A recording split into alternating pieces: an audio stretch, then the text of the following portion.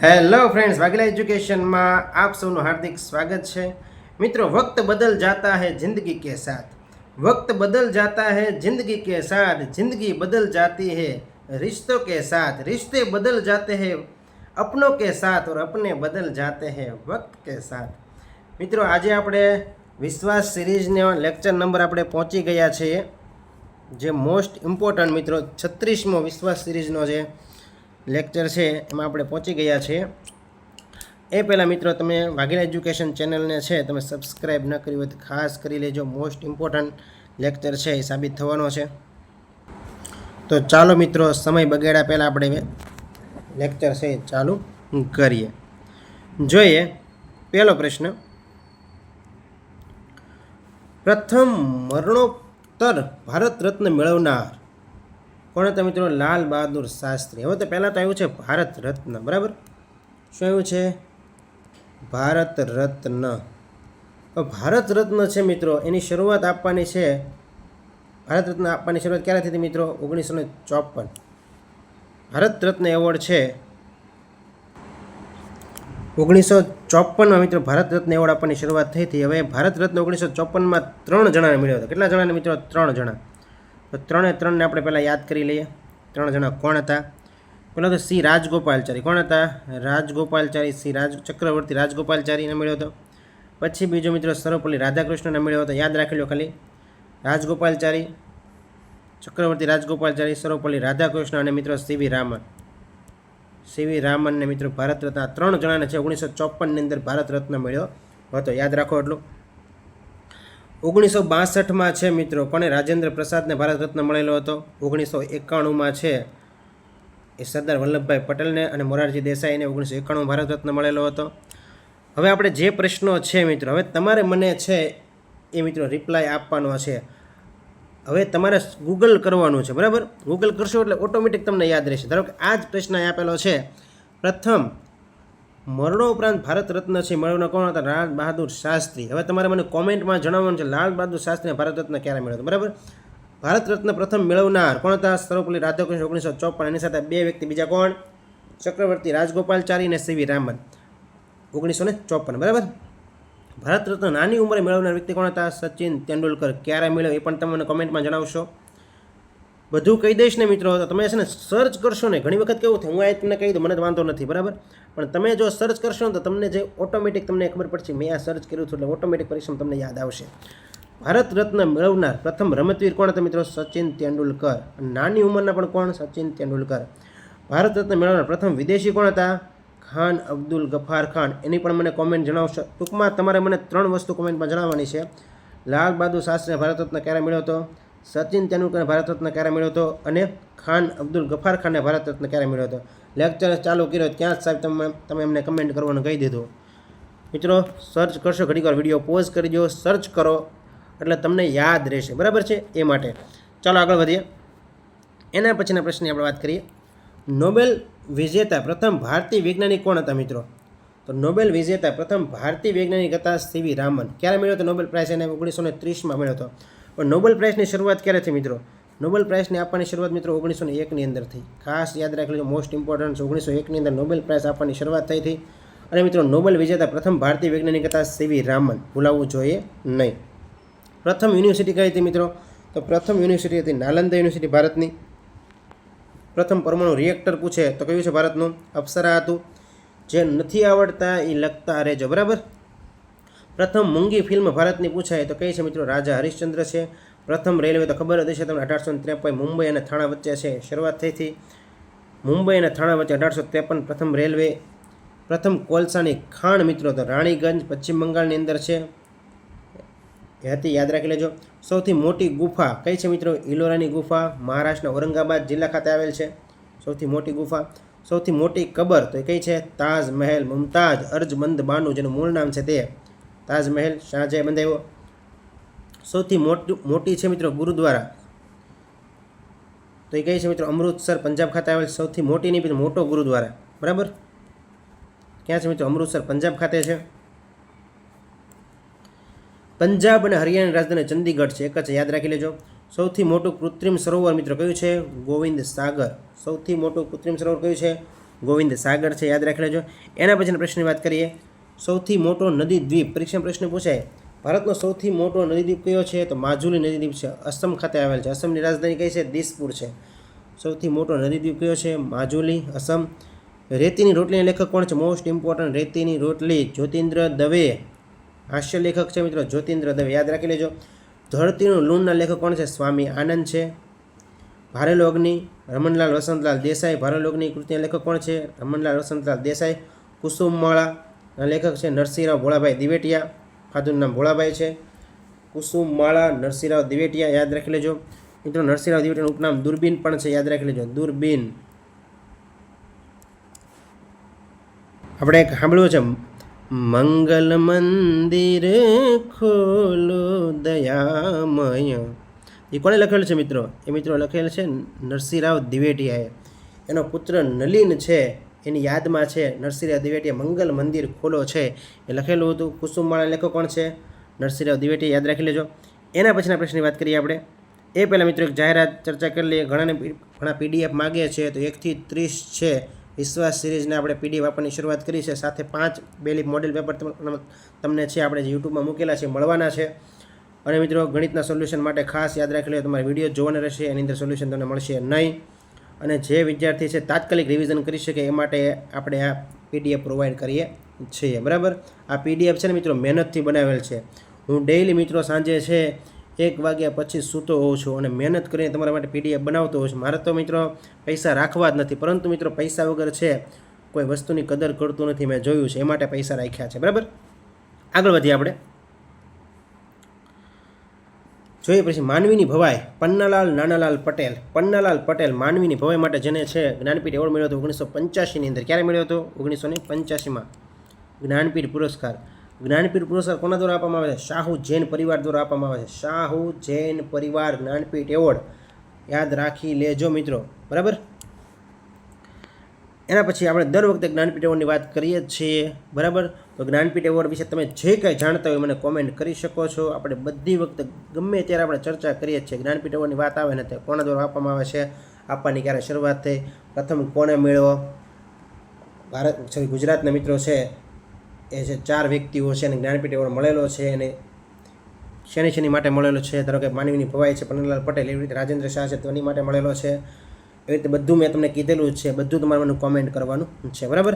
એના પછીની વાત કરીએ આપણે રાજ્યસભાના પ્રથમ ચેરમેન. મિત્રો એક વસ્તુ યાદ રાખો, અનુચ્છેદ 64 અંતર્ગત એવું કીધેલું છે કે શું કીધેલું છે? જે વ્યક્તિ છે ઉપરાષ્ટ્રપતિ છે એ હોદ્દાની રૂએ રાજ્યસભાના શું હશે મિત્રો? રાજ્યસભાના છે ચેરમેન હશે. શું હશે? હોદ્દાની રૂએ રાજ્યસભાના છે સભાપતિ હશે. તો હોદ્દાની જે અત્યારે મિત્રો હાલના આપણે ઉપરાષ્ટ્રપતિ હોય એ જ રાજ્યસભાના શું હોય છે? સભાપતિ હોય છે, યાદ રાખી લેજો. તો મિત્રો રાજ્યસભાના પ્રથમ સભાપતિ એટલે પ્રથમ આપણે ઉપરાષ્ટ્રપતિ કોણ હતા? સર્વપલ્લી રાધાકૃષ્ણન. અને બીજા રાષ્ટ્રપતિ કોણ હતા? સર્વપલ્લી રાધાકૃષ્ણન. સર્વપલ્લી રાધાકૃષ્ણન ભારત રત્ન ક્યારે મળ્યો? 1954માં. બંધારણ ક્યારે આપણે સ્વીકાર્યું? 26 નવેમ્બર 1949. 26 જાન્યુઆરી 1950 રોજ બંધારણ આપણું અમલમાં આવ્યું, બરાબર. સ્ટેચ્યુ ઓફ યુનિટી ક્યાં આવેલ છે? નર્મદા જિલ્લા સાધુ બેટ, યાદ રાખી લેજો.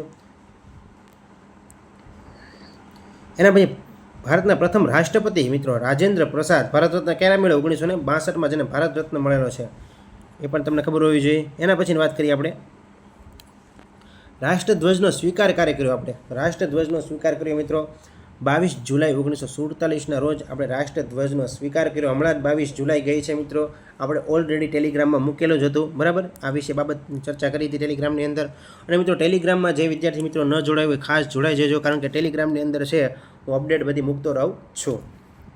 એના પછી પ્રશ્નની વાત કરીએ. અનુચ્છેદ 72 મોસ્ટ ઇમ્પોર્ટન્ટ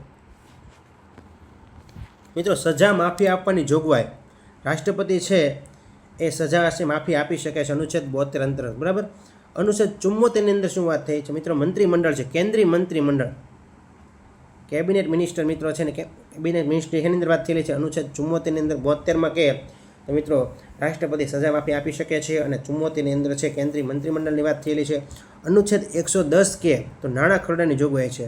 અને અનુચ્છેદ 112 કે તો વાર્ષિક નાણાકીય નિવેદન એટલે બજેટ. મોસ્ટ ઇમ્પોર્ટન્ટ યાદ રાખો, બજેટની વાત આવે એટલે 112 110 નાણાં ખરડાની વાત આવે એટલે 110 યાદ રાખી લેજો. નાણાં ખરડાની જોગવાઈની વ્યાખ્યા છે ક્યાં આપેલી 110ની અંદર. એના પછીના પ્રશ્નની વાત કરીએ આપણે. અનુચ્છેદ 1, 2, 3 વટ હુકમ. શું યાદ રાખવાનું? 1, 2, 3 શું આવશે? વટ હુકમ. વટ હુકમ મોસ્ટ ઇમ્પોર્ટન્ટ. 123 વટ હુકમ, રાષ્ટ્રપતિ વટ હુકમ બહાર પાડી શકે. 123 અંતર્ગત અનુચ્છેદ. Attorney general. એટર્ની જનરલની કલમ કઈ છે મિત્રો? એટર્ની જનરલની છે મિત્રો 76, અનુચ્છેદ 76 કલમની મિત્રો અનુચ્છેદ 76 અંતર્ગત એટર્ની જનરલ આવે. અને કેગ મિત્રો 148 અંતર્ગત આવે. અને એડવોકેટ જનરલ જો મિત્રો અહીં આપેલું છે એડવોકેટ જનરલ અનુચ્છેદ 165 અંતર્ગત આવે. જો આ 3 અનુચ્છેદ તો મોઢે જોવો છે 165 બરાબર. એટર્ની જનરલ કે 76, કેગ કે અનુચ્છેદ 148, એડવોકેટ જનરલ છે હાલના મિત્રો કોણ છે? કમલ ત્રિવેદી છે એડવોકેટ જનરલ. એડવોકેટ જનરલ કે અનુચ્છેદ 165 યાદ રહેવું જોઈએ, મોસ્ટ ઇમ્પોર્ટન્ટ છે. આગળ વાત કરીએ. એટર્ની જનરલ નિમણૂક કોણ કરે? રાષ્ટ્રપતિ જ કરે. એટર્ની જનરલ રાજીનામું કોને આપશે? રાષ્ટ્રપતિને આપશે. એડવોકેટ જનરલ નિમણૂક કોણ કરે છે? એડવોકેટ જનરલ રાજ્યની અંદર હોય એટલે રાજ્યપાલ નિમણૂક કરશે. રાજીનામું કોને આપશે મિત્રો? રાજીનામું રાજ્યપાલને જ આપશે. જો ભૂલથી રાષ્ટ્રપતિ ન કરી નાખતા બરાબર, યાદ રાખી લેજો. એના પછીના પ્રશ્નની વાત કરીએ આપણે. એડવોકેટ જનરલનો કાર્યકાળ રાજ્યપાલ ઈચ્છે ત્યાં સુધી એનો કાર્યકાળ હોય છે બરાબર. કેન્દ્રમાં ઉપલું ગૃહ ખબર જ છે આપણને રાજ્યસભા છે, કેન્દ્રમાં નીચલું ગૃહ લોકસભા છે. એવી જ રીતે રાજ્યની અંદર ઉપલું ગૃહ વિધાન પરિષદ છે, નીચલું ગૃહ કયું છે? વિધાનસભા છે. એના પછીના પ્રશ્નની વાત કરીએ આપણે. કાયમી ગૃહ કયું છે મિત્રો? તો કાયમી ગૃહ છે રાજ્યસભા અને વિધાન પરિષદ બરાબર. રાજ્યસભા મિત્રો ક્યાં હોય છે? તો રાજ્યસભા છે કેન્દ્રની અંદર હોય છે અને વિધાન પરિષદ છે ક્યાં હોય છે? રાજ્યની અંદર હોય છે. બંને કાયમી ગૃહ છે. એના પછીના પ્રશ્નની વાત કરીએ. ઝાલાવાડ હાલમાં ક્યાં નામે જાણીતું છે મિત્રો? તો ઝાલાવાડ છે સુરેન્દ્રનગર. ઝાલાવાડ એટલે સુરેન્દ્રનગર બરાબર. ખેટક એટલે મિત્રો ખેડા, જૂનું નામ ખેડાનું ખેટક હતું. હાલાર એટલે હાલમાં મિત્રો નામ છે દેવભૂમિ દ્વારકા, હાલાર તરીકે ઓળખાય છે. ગોહિલવાડ એટલે આપણે ભાવનગર. રેવતક હાલમાં કયા નામ ઓળખાય છે? રેવતક એટલે ગિરનાર. તો મિત્રો રેવતક એક નામ નથી, કરણકુંજ પણ છે. ગિરિનગર, કરણકુંજ ગિરનારના જૂના નામ કરણકુંજ, ગિરિનગર, આવા બધા નામો છે મિત્રો. કેના હતા? ગિરનારના, જૂનાગઢનું નામ હતું મિત્રો, યાદ રાખી લેજો બરાબર. રેવતક ગિરનારનું જૂનું નામ છે. એના પછીના પ્રશ્નની આપણે વાત કરીએ. વર્ધમાનપુર હાલના કયા નામ? વર્ધમાનપુર એટલે વઢવાણ, દલપતરામનું વઢવાણ બરાબર. શ્વેત ક્રાંતિના જનક મિત્રો મોસ્ટ ઇમ્પોર્ટન્ટ. શ્વેત ક્રાંતિના જનક કોણ છે? વર્ગીસ કુરિયન છે, ડૉક્ટર વર્ગીસ કુરિયન. ભારતીય સંસદના પિતા ગણેશ વાસુદેવ માળવંકર. સોરી મિત્રો ગણેશ વાસુદેવ માવળંકર, યાદ રાખી લેજો. મિત્રો તમે આમાં યાદ રાખી શકો છો કે લો ગ અને વી ક ઘણા આવી રીતે યાદ રાખે વિકલાંગ, પરંતુ આપણે આવો શબ્દ વાપરતા નથી બરાબર છે. આપણે યાદ રાખો લો ગ અને વી ક બરાબર. તો આ કઈ રીતે યાદ રાખવાનું છે? તો લોકસભાના પ્રથમ અધ્યક્ષ કોણ હતા? ગ એટલે ગણેશ વાસુદેવ માળવંકર. અને વિકટ વિધાનસભાના પ્રથમ અધ્યક્ષ કોણ હતા? લોકસભાના પ્રથમ અધ્યક્ષ ગણેશ વાસુદેવ માળવંકર. એટલા જ માટે મિત્રો ભારતીય સંસદના એને પિતા કહેવામાં આવે છે ગણેશ વાસુદેવ માળવંકરને. અને વિકટ વિધાનસભાના પ્રથમ અધ્યક્ષ કોણ હતા? કલ્યાણ મહેતા, યાદ રાખી લેજો કલ્યાણ મહેતા બરાબર. એના પછી પ્રશ્ન વાત કરીએ. મુછાળીમાં મિત્રો ગીજુભાઈ બધેકા. એ પહેલાં લેક્ચરમાં મિત્રો છે મેં દિવા સ્વપ્ન તમને કીધેલું હતું.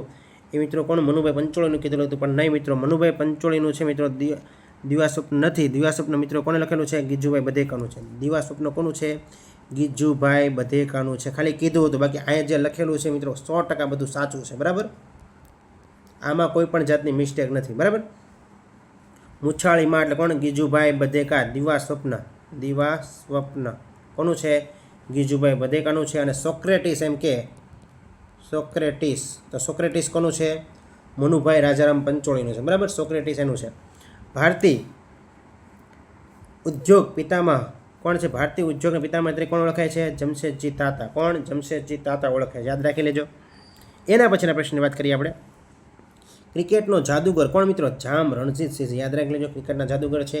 દૂધિયું, છાશિયું, તેલિયું તળાવ ક્યાં આવેલ છે? પાવાગઢની અંદર આવેલ છે. અડીકડીની વાવ, નવઘણ કૂવો, જે ન જોયો જીવતો મૂવો, જૂનાગઢમાં છે.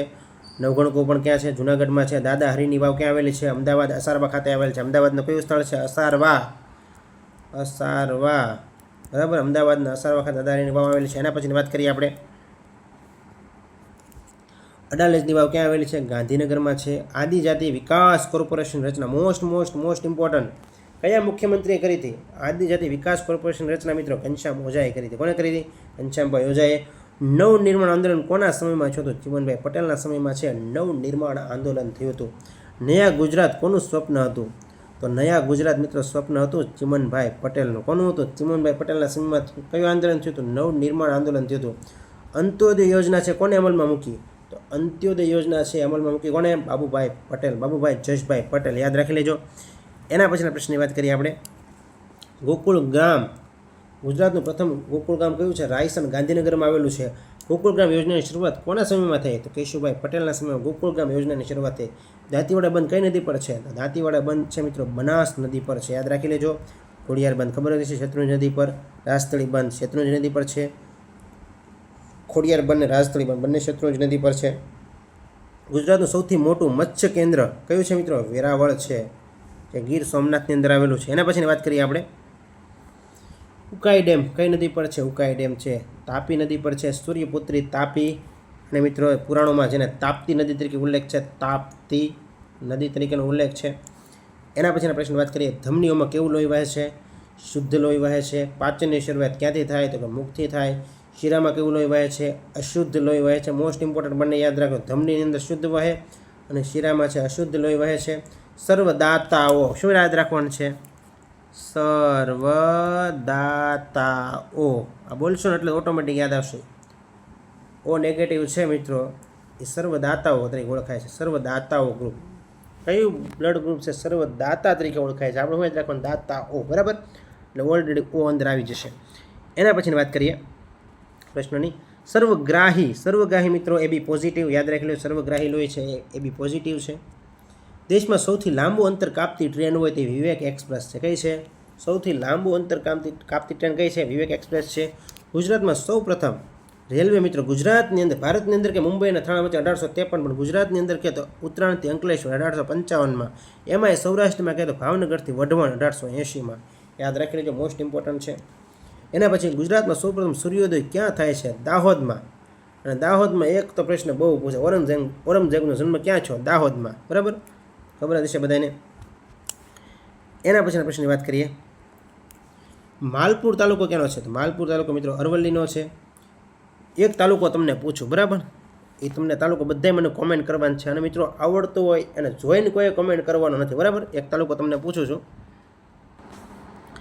એ તાલુકો છે મિત્રો વિછિયા.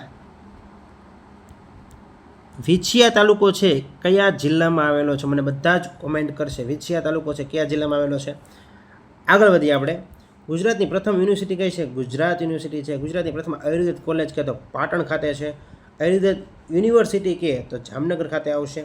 પ્રથમ ગુજરાતી સમાચાર પત્ર કહે તો મુંબઈ સમાચાર. બરાબર, પ્રથમ ગુજરાતી સમાચાર પત્ર કહે કયું આવશે? મુંબઈ સમાચાર 1822માં. યાદ રાખી લેજો, મોસ્ટ ઇમ્પોર્ટન્ટ છે. પ્રથમ ગુજરાતી સમાચાર મુંબઈ સમાચાર. એના પછીના પ્રશ્નની વાત કરીએ આપણે. પ્રથમ અંગ્રેજી સ્કૂલ મિત્રો ગુજરાતની અંદર સુરત ખાતે 1842માં. પ્રથમ સરકારી સ્કૂલ તો કે અમદાવાદ ખાતે 1826માં. પ્રથમ ગુજરાતી બોલતી ફિલ્મ કહે તો નરસિંહ મહેતા. પ્રથમ ગુજરાતી બોલતી ફિલ્મ કહે તો નરસિંહ મહેતા. પ્રથમ ગુજરાતી કરમુક્ત ફિલ્મ કહે છે કઈ આવશે? અખંડ સૌભાગ્યવતી આવશે. પ્રથમ ગુજરાતી વડાપ્રધાન કહે તો મોરારજી દેસાઈ, જેને 1991માં ભારત રત્ન મળ્યો હતો. બરાબર, તો આ વસ્તુ મિત્રો યાદ રાખી લેજો, મોસ્ટ ઇમ્પોર્ટન્ટ. આ બંને પ્રશ્ન છે, પૂછાય તો કન્ફ્યુઝ ન થતા. પ્રથમ અંગ્રેજી સ્કૂલ કહે તો સુરત આવશે 1842. પ્રથમ સરકારી સ્કૂલ કે ક્યાં આવશે? અમદાવાદ આવશે 1826. એના પછીના પ્રશ્ને આપણે વાત કરીએ.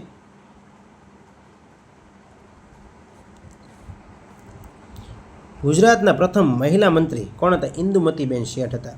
ગુજરાતના સૌપ્રથમ પાતાળ કૂવો ક્યાંથી મળ્યો? મહેસાણામાંથી મળ્યો છે મિત્રો. ગુજરાતની સૌથી લાંબી નદી કઈ છે? ગુજરાતની સૌથી લાંબી નદી સાબરમતી છે. ગુજરાતની અંબા એટલે કઈ? સાબરમતી નદી. ગુજરાતની સૌથી મોટી નદી કઈ છે? નર્મદા નદી છે. લાંબી કહે તો મિત્રો સાબરમતી, મોટી નદી કહે તો નર્મદા.